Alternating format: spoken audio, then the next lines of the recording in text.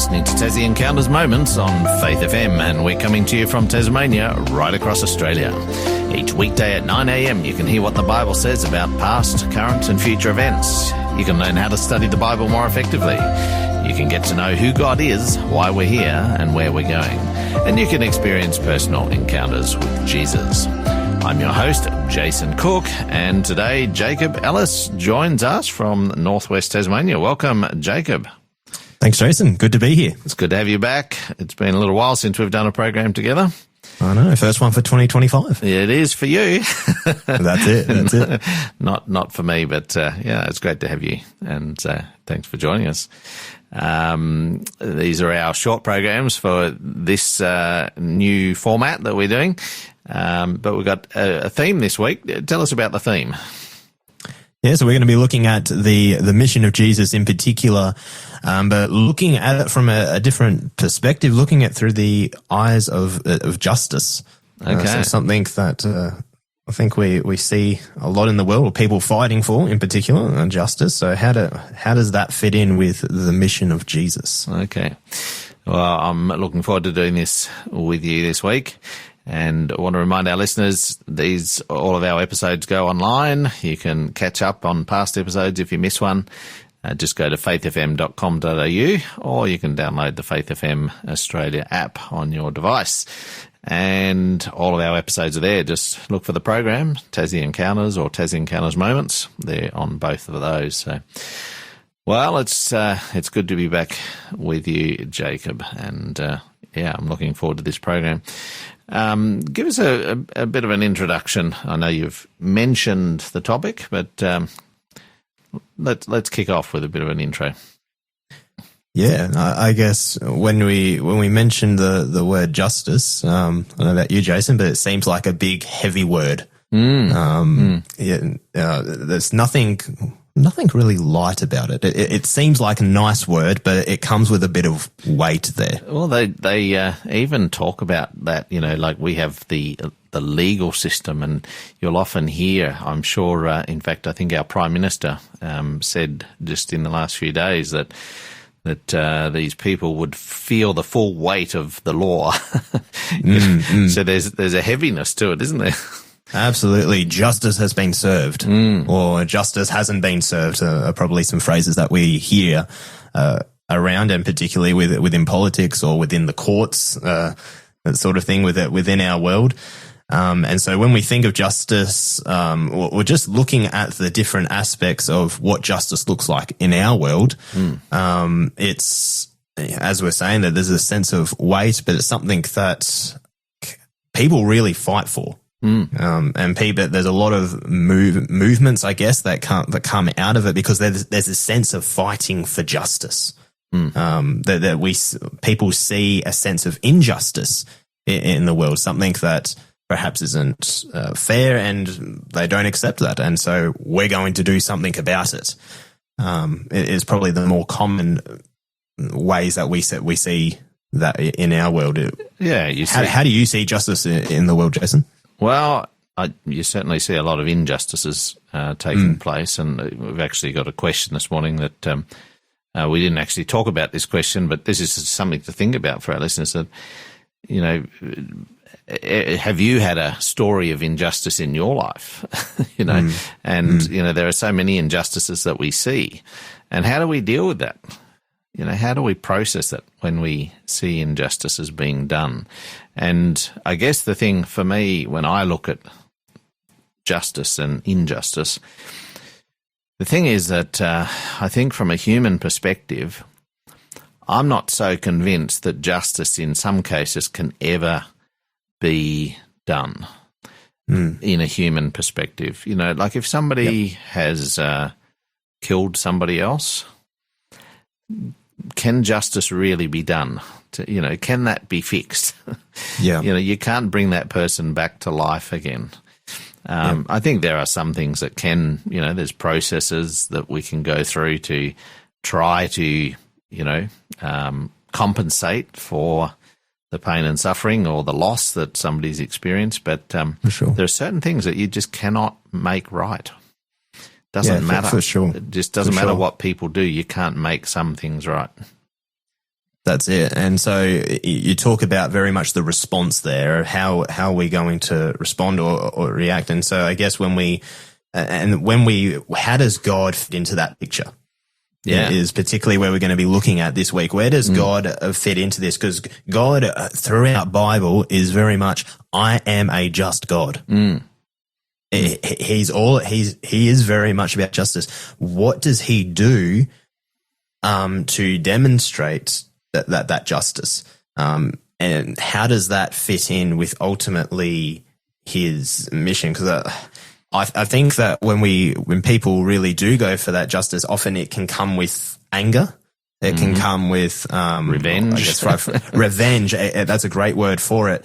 Where we see God's justice, and I truly believe that God's justice is something that we may understand at times, but not fully comprehend. I totally agree with you. I think sometimes we put our context of justice or our understanding of justice on God, and I'm not quite sure that our idea is the same as his idea.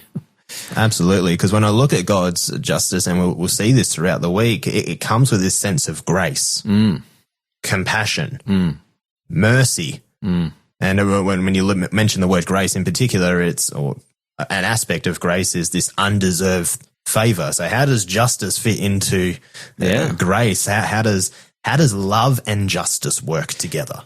Yeah. And that's often where in the human system, in the worldly justice system, if somebody's shown mercy or grace, often others will say, well, justice wasn't done. It seems to go against our human idea of justice. Yeah. And look, I'm not saying that I have all the answers as to God's justice, or because it is something that we continue to learn about. It's a big topic. How does love and justice work together? It's not that you let people go free for this sense of injustice, but how do we address it within the way that Jesus would want us to address it within his character? It's interesting that there's this concept of payback or revenge or even just punishment that fits the crime sort of thing. And, in the Old Testament, there was that eye for an eye, tooth for a tooth type concept. But Jesus came and said, well, it has been said, an eye for an eye and a tooth for a tooth, but I say, love your enemies. And that really turns it all on its head, doesn't it? And that's exactly right. When Jesus has come, that idea of justice has been flipped on its head, and we look at particularly how the disciples viewed Jesus and his mission. They saw him very much as a king, and yes, we are people who've been oppressed. We are people who've been by the Romans in particular. This is our king. He is going to overthrow you guys. Yeah, he's going to use his our power. sense of justice. That's it. That's it. And then we find that Jesus has completely flipped it on his head, and he's saying, as you said, love your enemies. Pray for them. So how we actually respond to this sense of in just someone like slaps you and give them the other cheek.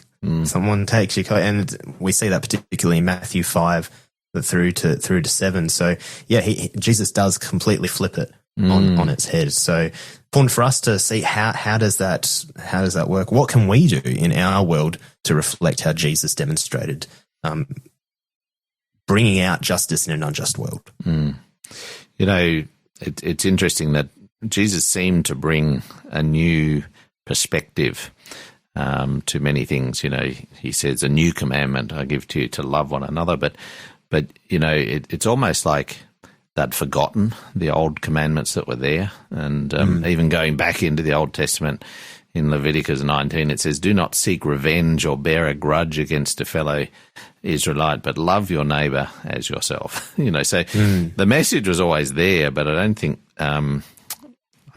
we had really fully understood it. And I think Jesus came and demonstrated that new way of thinking, or what we might call a new way of thinking. I don't think it really ever changed, but he demonstrated it very clearly and very explicitly in his life, and the way he treated people, the way he treated people who are sick, people who are poor, and interesting. For sure. Well, we're going to continue this discussion during the week, and but right now we've got a book offer. We'll talk about that. World Radio. This program is made possible by the support of Adventist World Radio. Our book offer this week is called Cosmic Conflict: How Rebellion Ends. And it's a bit of an interesting book. The supernatural in world affairs unmasked by Alan Sonder. This is what the subtitle of the book is: The Supernatural in World Affairs Unmasked. It reveals how planet Earth has been taken over by people in power who are working with supernatural intelligences hidden in plain sight, and how it is all about to end, sooner or more spectacularly than you may have imagined.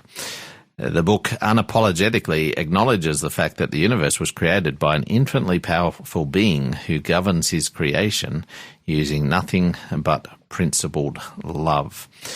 And that is the principle of God, that he shows love and mercy to us. And we're going to be talking more about this through the week. I think over time, Jacob, the character of God has been misrepresented. Would you agree with me? Absolutely. And absolutely, I think this book goes some way to address that misrepresentation, the bad press that the character of God has been given. So, we're going to be sort of, I guess, addressing that a little bit this week as well. So to claim a book offer, this Cosmic Conflict, How the Rebellion Ends, text in TEM15 to 0488 880891. That's TEM15. Text it in to our show number 0488 880891. In our next episode, we're going to be looking at the mission of Jesus specifically. But right now, we'll finish up our short program today with this song by Judy Owens. It's called God is Love. Thank you, Jacob. We'll talk next time. Sounds good. Oh, come let us unite and sing. God is love, God is love. Let heaven and earth their praises bring. God is love, God is love. Let every soul from sin awake. Let every heart sweet music make, and sing with us for Jesus' sake. God is love, God is love. Oh, sing to earth's most distant lands. God is love, God is love. In Christ we are made whole again. God is love, God is love. His blood has washed our sin away. His Spirit turned our night to day. And with great joy our hearts can say, God is love, God is love. One day we'll sing with all the saints. God is love, God is love. We'll fully know then face to face. God is love, God is love. While endless ages roll along, we'll triumph at the heavenly throne, and this shall be our sweetest song. God is love, God is love.